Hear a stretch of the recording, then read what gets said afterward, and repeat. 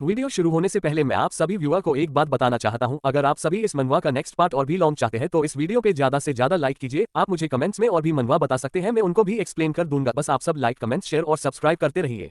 धन्यवाद। उसके पास numerical advantage नहीं है, लेकिन यह एक्सपीरियंस उसके लिए एक बेहतरीन ट्रेनिंग अपॉर्चुनिटी होगी। यह उसके रिइंकार्नेशन के बाद उसकी पहली बड़ी चैलेंज है और अब वह अपनी नई मिली एबिलिटी का इस्तेमाल कर पाएगा। उसका पहला निशाना क्रीचर्स में से एक है। स्वॉर्ड बहुत तेजी से चमक रही है। क्रिएचर पर एक प्रोजेक्टेड एनर्जी ब्लास्ट फायर किया गया है। पानी में कई और सॉर्ड्स ऑफ लाइट दिखाई दी, जिससे सारी हॉस्टिलिटी खत्म हो गई। उसे समनिंग का इस्तेमाल किए हुए काफी समय हो गया था, स्टारब्लेड फॉर्मेशन। अब उसके लिए शिकार का मजा लेने का समय आ गया है। कई क्रीचर्स उसकी तरफ बढ़ रहे हैं, लेकिन सॉर्ड्स ऑफ लाइट अपने निशानों को रोकने में केपेबल हैं। वे सीधे क्रीचर्स की तरफ जा रही हैं। यह कैलिबर्न स्वॉर्ड की असली एबिलिटी है। यह कई लूमिनस सॉर्ड समन करती है जो उड़ान भरने में केपेबल है और असली स्वॉर्ड जितनी ही तेज है। जल्द ही वे सभी क्रीचर्स पूरी तरह से एनाइलेटेड हो जाएंगे। सतह पर भी चीजें आसान नहीं है, उन्हें उन क्रीचर्स को कुछ नहीं में बदलना होगा और वे इसके लिए जमी हुई सतह का सपोर्ट ले रहे हैं। सब कुछ हुए 5 मिनट हो गए हैं। उन्हें पूरा भरोसा है कि वह लड़का अब तक दुनिया से जा चुका होगा। स्पेंसर रेजर की कॉग्निटिव एबिलिटी से इंप्रेस्ड है। वह प्लान ब्रिलियंट था। इसके अलावा वह उन सभी क्रीचर्स को आसानी से हरा सकता है। रेजर ने पुष्टि की कि वह पूरी तरह से एक अलग लेवल पर है।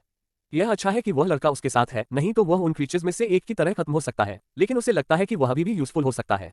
बिना महसूस किए उसके पैरों के नीचे की बर्फ में दरारें पड़ने लगी, दरारें बढ़ने लगी और वह यह देखने गया कि यह क्या हो सकता है। तभी उस पर अचानक हमला हुआ। दूसरा यंग मैन उससे इंप्रेस्ड था। पानी के अंदर कुछ हुआ था, बर्फ के बीच में एक बड़ा छेद बन गया था। यह सच में डिजास्ट्रस है क्योंकि एक विशाल क्रिएचर उन पर दावत के लिए तैयार होकर दिखाई दिया। क्रिएचर का एक टेंटिकल पानी से बाहर निकला। उसे उससे पकड़े जाने से बचने के लिए जल्दी करनी होगी। वह क्रिएचर बी लेवल पर है, जिसे सबड्यू करने के लिए उसी लेवल के कई पैलेडेंस की जरूरत होती है। अगर वह काफी सावधान नहीं रहा तो वह अपनी जान गंवा बैठेगा। जैसे कि यह काफी नहीं था, क्रिएचर के पास और भी चालें थीं। वह उसकी तरफ कई प्रोजेक्टाइल्स फायर कर रहा था, लेकिन नाइट उन सभी से बचने में कामयाब रहा। अब उसे पास आ रहे टेंटिकल्स से निपटना होगा। यंग मैन को यकीन है कि अगर वह उनसे पकड़ा गया तो वह भी अपनी जान गंवा बैठेगा। जितनी तेजी से वह इस समस्या को हल करेगा, उसके बचने की संभावना उतनी ही ज्यादा होगी। उसका डिवाइन आर्मामेंट उसे अपने वेपन्स से माना चैनल करने की इजाजत देता है और उस एनर्जी को अपने स्ट्राइक्स के जरिए बाहर निकालता है। चूंकि यह आसानी से काम करता है, उसकी एनर्जी डिस्चार्जेस बहुत ज्यादा पावरफुल हैं। नाइट आखिरकार अपना सबसे पावरफुल अटैक करने में कामयाब रहा और सीधे उस डेंजरस मॉन्स्टर पर स्ट्राइक किया।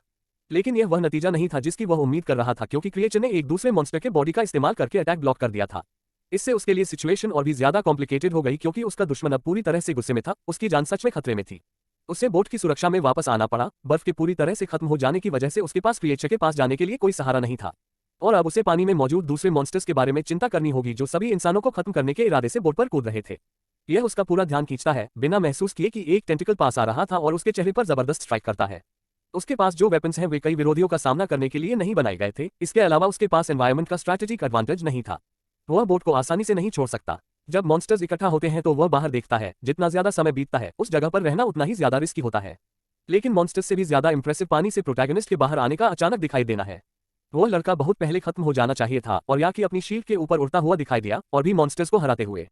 प्रोटैगनिस्ट ने देखा कि डिसीवर एक दिलचस्प सिचुएशन में था। वह सिर्फ यह जानना चाहता था कि वह लड़का डिसीव होने के बाद भी कैसे बच गया था। वह उस सिचुएशन में उनकी मदद करने के लिए तैयार है, लेकिन रेजर को यकीन नहीं है कि वह लड़का उसकी मदद करने में केपेबल है। वह बड़ा क्रिएचर एक बी लेवल मॉन्स्टर है, वह उसके खिलाफ कुछ नहीं कर सकता। लेकिन लड़के के पास कुछ दिखाने के लिए है। वह जितना करीब आता है, टेंटिकल्स की संख्या उतनी ही ज्यादा होती है, लेकिन प्रोटैगनिस्ट अनप्रिपेयर्ड नहीं है। वह अभी भी कैलिबर्न की एबिलिटीज का इस्तेमाल कर रहा है। ब्लेड सभी टेंटिकल्स को रोकने में कामयाब हो जाती हैं। सब कुछ देखकर रेजर को यकीन नहीं हो रहा है कि उसने अपने वेपन की यूनिक एबिलिटी को परफेक्ट कर लिया है। उन एबिलिटीज को मास्टर करना मुश्किल होना चाहिए। बेल ने चेतावनी दी कि वह उस मॉन्स्टर को टुकड़ों में काट देगा और उसे फिश फूड में बदल देगा। क्रिएचर और शॉट्स फायर करने के लिए तैयार होता है और लड़के पर पानी के ब्लास्ट लॉन्च करता है जो किसी भी पल घबराया नहीं। वह अटैक बोट को पूरी तरह से खत्म कर सकता था। बेल उस क्रिएचर को दिखाने की तैयारी कर रहा है कि उसके पास उसके लिए क्या है। लाइट ब्लेड्स की फॉर्मेशन को पूरी तरह से बदल रहा है और उन सभी को ओरिजिनल ब्लेड में मिला रहा है। वे सभी सॉर्ड्स फ्यूज होकर एक लाइट सेबर बन गए थे जो एक कॉन्सेंट्रेटेड एनर्जी बीम फायर करने में केपेबल था। क्रिएचर का अटैक लड़के के काउंटर अटैक से टकराता है, लेकिन जीतने का उसका डिटर्मिनेशन कहीं ज्यादा है। उसका अटैक मॉन्स्टर के बॉडी को पूरी तरह से भेदने में एबल था। इसके अलावा वह उस पर से गुजरा जबकि ब्लेड उसे काट रही थी। आखिरकार क्रिएचर उस अटैक के बाद सबड्यूड हो गया था, क्योंकि उसका बॉडी 2 हिस्सों में बंट गया था। वह पूरी तरह से कॉम्बैट से बाहर हो गया था। यह इम्पॉसिबल है कि वह लड़का ऐसा फीट अचीव करने में केपेबल था। बोट पर वापस आकर उसने पुष्टि की कि अगला स्पेंसर होगा, क्योंकि उसे पहले किए गए काम की कीमत चुकानी होगी। यकीनन यह लड़का जन के लिए एक समस्या होगा, या ऐसा उसके सर्वेंट ने सोचा। और उस डिस्प्ले ऑफ स्ट्रेंथ के बाद भी वह उस लड़के को वहीं पर एलिमिनेट करने के लिए डिटर्मिन्ड है। उसने उसे चेतावनी दी कि एक बास्टर्ड कभी भी बी लेवल पैलेडिन को नहीं हरा पाएगा। जैसे ही वह उसके पास आता है, लड़के को यह सरप्राइजिंग लगता है कि यह पैलेडिन अभी भी जीत में यकीन रखता है, क्योंकि उसने सरप्राइज अटैक के लिए स्पेंसर का इस्तेमाल किया था। उसे यकीन है कि वह उसे बहुत इंटिमिडेट करता है। उनके वेपन्स के बीच क्लैश आखिरकार होता है। पहले ऐसा नहीं लगता कि लड़के पर प्रेशर है जब तक कि रेजर उनकी फिजिकल स्ट्रेंथ में डिफरेंस को और ज्यादा अपैरेंट नहीं बना देता और लड़के को बहुत दूर धकेल देता है। यकीनन उनमें से एक की फिजिकल स्ट्रेंथ सुपेरियर है। उसे लगता है कि यह इस लड़ाई के नतीजे को तय करने के लिए काफी होगा, लेकिन प्रोटैगनिस्ट पहले से ही अपनी स्वॉर्ड की एबिलिटीज का इस्तेमाल करने में एबल है और उसकी तरफ एक लाइट ब्लेड भेजता है। वे क्या करने में केपेबल हैं, यह जानते हुए वह तुरंत चिंतित हो गया। सिर्फ एक ब्लेड होने पर अटैक से बचाव करना मुश्किल नहीं होगा। यह सब उसे उसके ब्लाइंड स्पॉट में सरप्राइज करने के लिए लड़के की एक चाल थी। रेजर भी अपने डिवाइन आर्मामेंट की एबिलिटीज का इस्तेमाल करने में एबल है और लाइट ब्लेड को पूरी तरह से डिस्ट्रॉय कर देता है। धीरे धीरे उसकी इमेज फेड होने लगती है। उसे लगता है कि वह लड़का कभी भी उसके बॉडी पर स्ट्राइक नहीं कर पाएगा। अब तक उन दोनों के बीच ड्यूल बहुत बैलेंस्ड लग रहा है। एक भी लेवल पैलेडिन को हराना आसान नहीं होगा। एबिलिटीज की वजह से उसका माना बहुत जल्दी खत्म हो रहा है। इसकी वजह से उसके पास सिर्फ वह आखिरी स्वॉर्ड बची है। एक और ज्यादा एक्सपीरियंस नाइट होने की वजह से उसे एहसास हुआ कि वह लड़का उस एबिलिटी का इस्तेमाल जारी नहीं रख सकता क्योंकि इसकी एक कीमत है। रूथलेसली उसकी तरफ आगे बढ़ते हुए वह लड़ाई खत्म करना चाहता है। उसका अटैक लड़के पर उस तरह से नहीं लगा जैसा वह चाहता था, लेकिन कॉम्बिनेशन का दूसरा स्ट्राइक उसे सीधे लगा। उसका अभी भी फ्रेजाइल और अनडेवलप्ड बॉडी उस इंपैक्ट को सहने में केपेबल नहीं है। उन दोनों के बीच फिजिकल स्ट्रेंथ का डिफरेंस एक बड़ा एडवांटेज साबित हो रहा है। वह इसे खत्म करने के लिए ईजिस का इस्तेमाल कर सकता था, लेकिन उसे डार्कनेस में फंसने का डर था। चूंकि क्लोज कॉम्बैट डेंजरस है, उसने अपने वेपन स्विच किए और अपने दुश्मन पर कई शॉट्स फायर किए जो उन सभी से बचने में कामयाब रहा। यह वह मौका था जो लड़का उसे एक अटैक से सरप्राइज करने के लिए चाहता था। लड़के की स्ट्रैटेजी को देखकर उसे एहसास हुआ कि इफेक्टिव होने के लिए उसमें एजिलिटी की कमी थी। उसने सिर्फ अनएक्सपेक्टेड होने का अनुमान नहीं लगाया था। शॉट्स के मोमेंटम का इस्तेमाल करके वह और भी ज्यादा करीब आ गया, जिससे उसका स्ट्राइक अपने निशान पर और भी तेजी से पहुंच गया। उसने अपने दुश्मन का सिर लगभग काट ही दिया था, लेकिन उसे और ज्यादा एनरेज कर दिया। अपने दुश्मन को और ज्यादा गुस्से में आते हुए देखकर उसे एहसास हुआ कि उसकी स्ट्रैटेजी बहुत अच्छे से काम कर रही थी, क्योंकि वह आखिरी लाइट ब्लेड से कॉट ऑफ गार्ड हो गया था जिसने उसकी पीठ को छेदा था। यह कुछ ऐसा था जिसकी उसने उम्मीद नहीं की थी। इस मैग्नीट्यूड के वुंड के साथ वह लड़ना जारी नहीं रख पाएगा। यह महसूस करते हुए कि लड़के की स्ट्रैटेजी के बारे में उसकी समझ पूरी तरह से गलत थी, यह जानकर कि उसका दुश्मन अब और नहीं लड़ सकता, वह शांति से उसके पास आया। उसने उसे चेतावनी दी कि यह आखिरकार खत्म हो गया था और उसे उस पर अटैक करने की कोशिश करने का विचार छोड़ने की स्ट्रांगली रेकमेंड किया। हार मानने का कॉन्सेप्ट उस पर लागू नहीं होता था, क्योंकि उसे लगता है कि वह लड़का उसके मास्टर जन के भविष्य के लिए एक खतरा है। इसलिए उस लड़के को यहीं और अभी हराना होगा। इस तरह के रुख का सामना करते हुए वह जानना चाहता है कि वह अपने भाई के प्रति इतना वफादार क्यों है। तभी उसने अपने मन की गहरी यादों को खंगाला। एक लड़ाई में वह पहले ही बुरी तरह कमजोर हो गया था, उसके शरीर में चलने की कोई ताकत नहीं बची थी। वह बस इतना ही आगे जा सकता था। एक आदमी उसकी तरफ आ रहा था और उसके पूरी तरह से खत्म हो चुके शरीर के सामने रुक गया। जितनी थोड़ी सी ताकत उसमें बची थी, उसने उससे उस इंसान को देखने की कोशिश की। उस यंग मैन ने एक चो फ्लास्क खोली और उसकी सामग्री बुरी तरह घायल आदमी पर डाल दी। उसने कहा कि यह उसका खुशकिस्मती वाला दिन था, क्योंकि उस पल से वह उसका मास्टर होगा। यही वजह है कि वह इतना वफादार है। उससे जन ने स्वीकार कर लिया था और उसे वह सारी दयालुता लौटानी थी, चाहे उसकी जिंदगी में कुछ भी हो। लड़के द्वारा समन की गई लाइट ब्लेड को पूरी तरह से खत्म करते हुए जो कुछ बचा था उसे जमीन पर फेंक दिया गया। बेल को एहसास हुआ कि उसके दुश्मन ने पहले ही उसकी किस्मत तय कर ली थी। उसने सोचा कि वह सिर्फ एक बैंडिट है, लेकिन एक नाइट के तौर पर उसके शब्द का सम्मान किया। अब वे पूरी ताकत से लड़ेंगे। वह यंग मैन अभी भी बहुत गुस्से में है। वह ड्यूल जारी रखने के लिए तैयार है, लेकिन बेल ने वह एबिलिटी पहले एक बार देखी थी। यह बहुत शक्तिशाली है, लेकिन इसे तैयार होने में समय लगता है, इसीलिए वह पहले हमला करेगा। लड़का पहले ही ऑफेंसिव हो गया था। जैसे ही वह उसके पास गया, वह एक हरकत से सरप्राइज हो गया और अपने विरोधी के घुटने से टकराया। उसे एहसास हुआ कि उसे एक फेंट से धोखा दिया गया था और अब उसे हराने का खतरा है।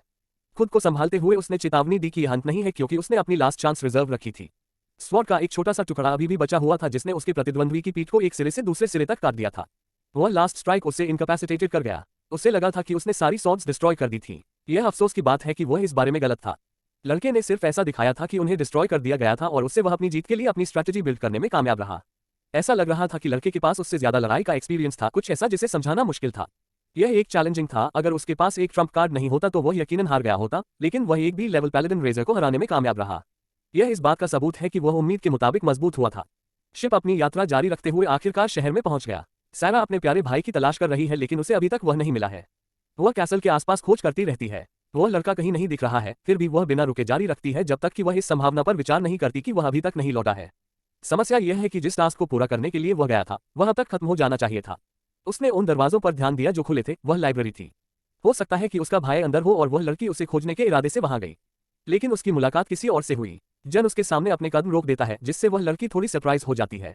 भले ही वे भाई बहन थे, उसकी मौजूदगी थ्रेटनिंग थी। वह उस सिचुएशन से डरी हुई है, लेकिन उसे ग्रीट करने की जरूरत है। जब उसने ऐसा करने की कोशिश की तो उससे शब्द नहीं मिले, जबकि एक खतरा भरी नजर उस पर पड़ रही थी जो उसे डर से पैरालाइज कर सकती थी।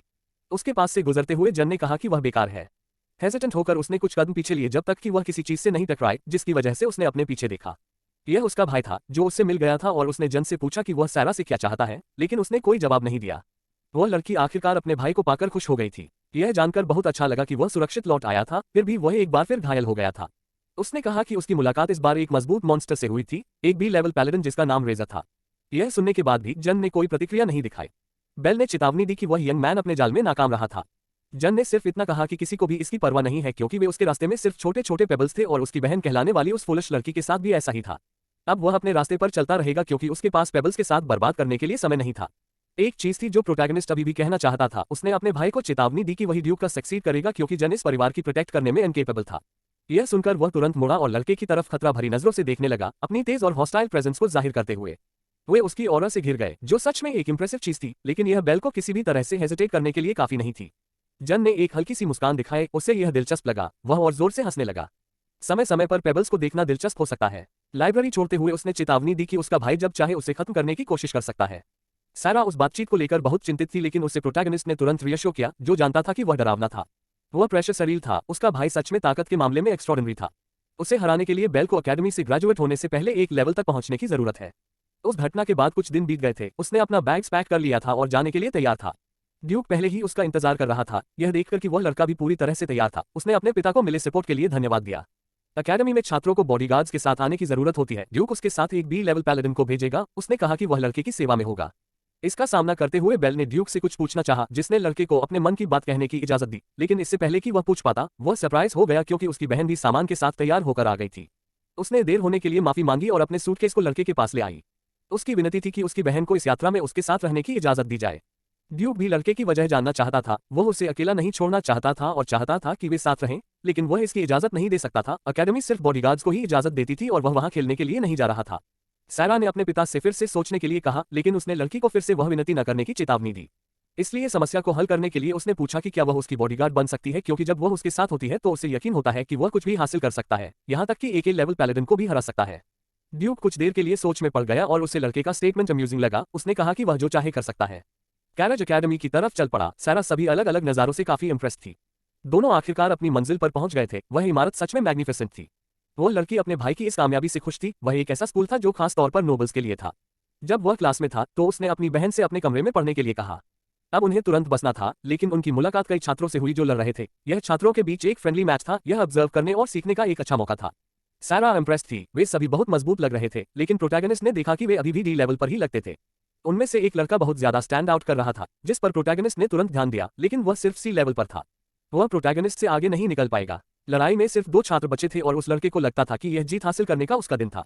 वह अपने विरोधी पर उसे आखिरकार हराने के लिए डिटर्मिन्ड होकर हमला करता है, लेकिन वह यंग मैन इंटिमिडेट नहीं हुआ। उसने अटैक को खतरनाक तरीके से पास आने दिया, यहां तक कि सारा भी उसके लिए चिंतित थी।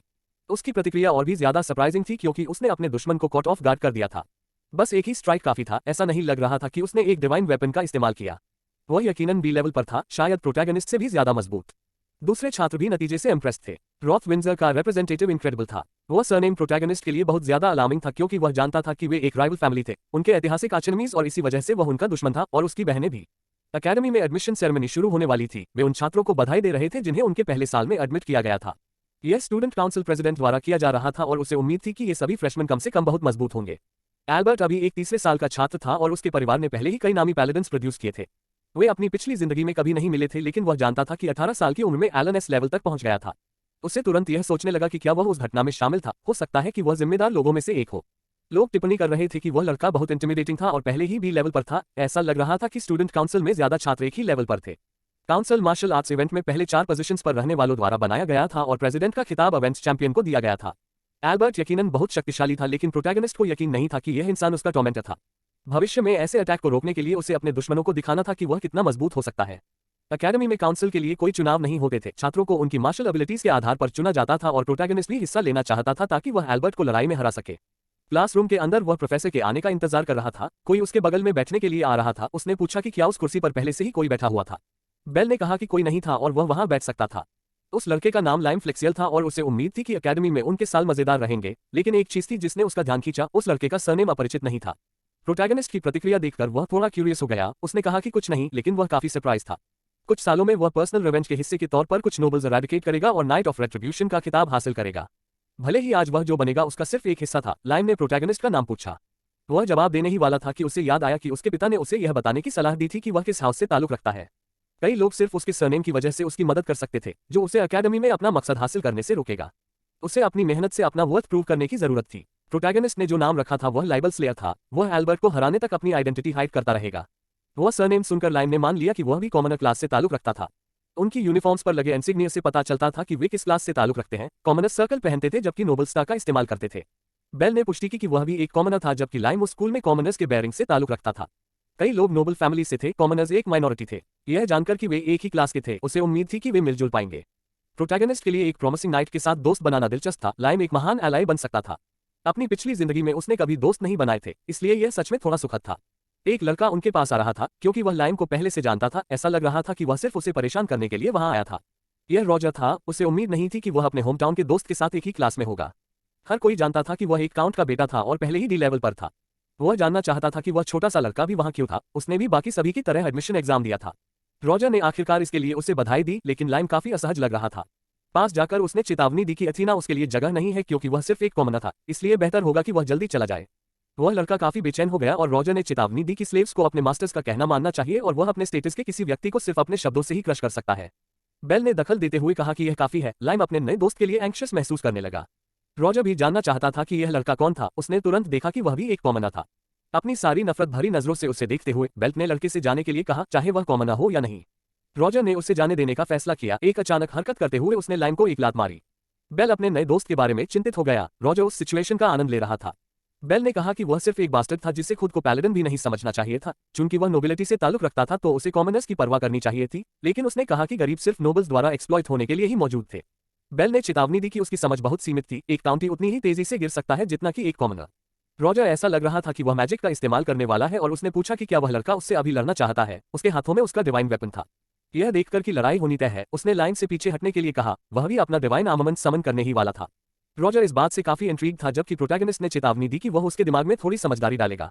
उस म्यान को देखकर उसने उससे और भी ज्यादा नफरत करना शुरू कर दिया। उसे सिर्फ एक नोबडी होना चाहिए जिसके पास इतना बेकार डिवाइन वेपन हो जो एक मक्खी को भी क्रश नहीं कर सकता। और प्रोटैगनिस्ट ने चेतावनी दी कि अगर ऐसा है तो रॉजर एक मक्खी से भी बदतर होगा। उसे कॉमनर्स द्वारा नीचा दिखाया जाना पसंद नहीं था और उसने उसे खत्म करने का फैसला किया। प्रोटैगनिस्ट यह देखने के लिए ईगर था कि क्या वह ऐसा करने में केपेबल था। पूरी क्लास लड़ाई में दिलचस्पी लेने लगी। रॉजर उस पर हमला करने लगा, बिना यह जाने कि वह सिर्फ एक साइड कैरेक्टर था। प्रोटैगनिस्ट कॉम्बैट के लिए तैयार था और अपने विरोधी की दृष्टि पर बहुत बारीकी से नजर रख रहा था। लेकिन एक रहस्यमय हाथ दिखाई दिया जिसने खुद को उन दोनों के बीच रख दिया। उस महिला के लायर ने उस लड़ाई को रोकने में मदद की। उससे जो आवाज निकली उसने उन दोनों को परेशान कर दिया। फिर उसने कहा कि उन्हें लड़ना नहीं चाहिए क्योंकि वे एक ही क्लास में थे और उनसे उसकी बातों पर ध्यान देने के लिए कहा। बेल को नहीं पता था कि यह लड़की कौन थी, लेकिन वह अपना लायर बजाती रही। खुद का परिचय देते हुए उसने कहा कि उसका नाम सीला था। वह एल्पेज फैमिली से आई थी जो मार्किस का एक हाउस था, जो रॉजर से एक उच्च नोबल रैंक था। टीचर क्लासरूम में आया और उसने छात्रों से अपनी अपनी जगह पर बैठने के लिए कहा क्योंकि लेसन शुरू होने वाला था। पहले टास्क के लिए वह अपने छात्रों की एबिलिटीज इवैल्यूएट करेगी। उन्हें अपने डिवाइन आर्मामेंट्स का इस्तेमाल करके टारगेट पर हमला करना था, जैसे कि वह एक मॉन्स्टर हो। उन्हें उन गोलम्स पर निशाना लगाना था और अपनी असली ताकत दिखानी थी। पहले छात्र ने अपनी एबिलिटीज डेमोन्स्ट्रेट की। स्वॉर्ड पकड़े हुए टारगेट पर हमला करते हुए उसने पहला स्ट्राइक डिलीवर किया, लेकिन टारगेट बहुत कठोर था। वो कुछ भी नहीं कर पाया, सिर्फ एक बहुत सती कट लगा। तुरंत स्ट्रक्चर रिजेनरेट हो गई, कुछ ऐसा जो प्रोटैगनिस्ट ने देखा। कई छात्रों ने भी उस पर हमला करने की कोशिश की। टीचर ने देखा कि ज्यादातर छात्र अभी भी ए लेवल पर थे, क्योंकि उनमें से ज्यादातर मुश्किल से एलिमेंटल डैमेज कर पाते थे। अब लायन की बारी थी अपनी एबिलिटीज डेमोन्स्ट्रेट करने की। उस भाले में कोई जादुई ताकत नहीं थी। उस एवैल्यूएशन में वह एफ लेवल पर अकेला होना चाहिए। वह लड़का टारगेट पर हमला करता है और अपने भाले के सिरे को उसके शरीर में घुसा देता है और कुछ दूसरों की तरह वह भी पीछे की ओर फेंका गया। रॉजर ने कहा कि वह सिर्फ एक बेकार लड़का था जो मैजिक का इस्तेमाल करने में इनकेपेबल था। वह लड़का उठने लगा। रॉजर खुद और उस कूड़े के बीच का अंतर दिखाने वाला था। उसका डिवाइन आर्मामेंट फायर की तरह चमकने लगा। उसने बहुत कॉन्फिडेंस के साथ हमला किया और उसकी साइड की ब्लेड टारगेट में घुस गई, जिससे काफी डिस्ट्रक्शन हुई। उसके कुछ क्लासमेट इंप्रेस थे। टीचर उसके परफॉर्मेंस से खुश थी क्योंकि वह डी लेवल पर था। रॉजर ने मान लिया कि वह उस क्लास में सबसे अच्छा छात्र होना चाहिए। अब उस ब्लॉन्ड लड़की की बारी थी। आखिरकार उसका प्रदर्शन करने का समय आ गया था। उसने अपना लायर बजाना शुरू कर दिया और उसका अटैक गति में था।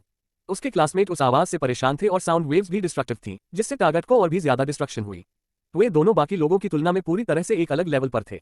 रॉजर उसके प्रति बहुत पोलाइट था और सिर्फ उसका सम्मान इसलिए करता था क्योंकि वह उससे ज्यादा हाई रैंकिंग नोबल थी। वह सिर्फ एक अच्छी इंप्रेशन बनाए रखने के लिए ऐसा करता था, लेकिन उसने कहा कि अगर वह ऐसा न करे तो वह पसंद करेगी। वह पहले से ही इसके बारे में सोच रही थी। अकेडमी में वे सभी बराबर थे। उस जगह पर नोबल टाइटल्स इररिलेवेंट थे। रॉजर को अनदेखा किए जाने पर गुस्सा आ गया। अगला एग्जाम देने वाला प्रोटैगनिस्ट था और उस अहंकारी लड़के को लगता था कि वह कॉमनर फेलियर होगा क्योंकि वह सिर्फ एक म्यान से कुछ भी नहीं कर पाएगा। बेल ने माफी मांगते हुए कहा कि वह एक वेपन के तौर पर एक म्यान का इस्तेमाल नहीं करेगा। उसने कैलिबर्न को पकड़ लिया और अपना अटैक परफॉर्म किया। रॉजर शॉक था। उस लड़के के पास एक से ज्यादा डिवाइन आर्मामेंट थे। वह ब्लॉन्ड लड़की भी सरप्राइज थी, जैसा कि उसका नया दोस्त भी था। अपने शुरुआती सरप्राइज के बाद रॉजर ने देखा कि उस वेपन में कोई मैजिक नहीं था और एक टारगेट पर स्ट्राइक करने के बाद उसे पीछे हटा दिया जाएगा। प्रोटैगनिस्ट सिर्फ चाहता था कि वह ध्यान दे, वह कई स्ट्राइक्स की एक बड़ी बैराज से अपना अटैक एग्जीक्यूट करने वाला था। उसने टारगेट को पूरी तरह से डिस्ट्रॉय कर दिया था, जो बचा था वह सिर्फ टुकड़े थे। उसके क्लासमेट ताकत के उस डिस्प्ले से हटके बक्के रह गए थे, यहाँ तक कि टीचर भी इंप्रेस थी। गोलम को मैजिक की मदद के बिना काटा गया था, बल्कि लड़के की स्किल से उसे ऐसा करने की जरूरत भी नहीं थी। रॉजर यह स्वीकार नहीं कर सका कि एक कॉमनर इतना टैलेंटेड हो सकता है। लाइन अपने नए दोस्त के पास गया और उसने जो किया था उसके लिए उसे बधाई दी। उसने कहा कि यह आसान था, यहाँ तक कि लाइन भी यह कर पाएगा। वह लड़का बहुत इंप्रेस था, वह अभी भी मैजिक मास्टर कर सकता था। बेल ने उसे एश्योर किया कि उस लड़के के बारे में उसका जजमेंट सही था, उसके डिवाइन आर्मामेंट में बहुत क्षमता थी। जब तक वह हार नहीं मानता, वह सबसे शक्तिशाली होली नाइट बन सकता था। लाइम उन एनकरेजिंग शब्दों से बहुत शर्मिंदा था। तभी वह ब्लॉन्ड लड़की उनके बीच आ गई। वह जानना चाहती थी कि वह लड़का इतना टैलेंटेड कैसे था, लेकिन उसकी निकटता से प्रोटैगनिस्ट अनकंफर्टेबल हो गया। कई दूसरे छात्र भी दिलचस्पी ले रहे थे, कुछ तो उसके स्ट्राइक्स को भी नहीं देख पाए थे। उनमें से एक ने कहा कि उसकी स्वॉर्ड फ्रेशमैन के बीच सबसे शक्तिशाली डिवाइन आर्टिफैक्ट होनी चाहिए। रॉजर ने वे शब्द सुने और डर से उस लड़के ने तुरंत खुद को सुधारा और कहा कि रॉजर का वेपन ज्यादा मजबूत था। इससे वह और भी ज्यादा फ्यूरियस हो गया। उस दिन का टास्क खत्म हो गया था। अगला लेसन एक प्रैक्टिकल टेस्ट होगा। वह स्कूल के पीछे के जंगल में मॉन्स्टर्स हंट करना होगा और सभी को तैयार रहना था। छात्र अभी भी उस टैलेंटेड लड़के के बारे में और जानना चाहते थे। रॉजर ने अपने बॉडीगार्ड को बुलाया, जो तुरंत दिखाई दिया। उसके चेहरे पर एक उदास एक्सप्रेशन था और वह बहुत अस्वस्थ लग रहा था। रॉजर सुरक्षा के लिए एक फैमिलियर लेकर आया था और उसे कल के टास्क के लिए इसकी जरूरत होगी।